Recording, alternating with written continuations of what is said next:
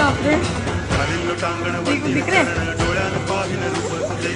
मे अलंगिन आनंदे पूजन भावे ओवाळीन म्हणे नावा त्वमेव माता पिता त्वमेव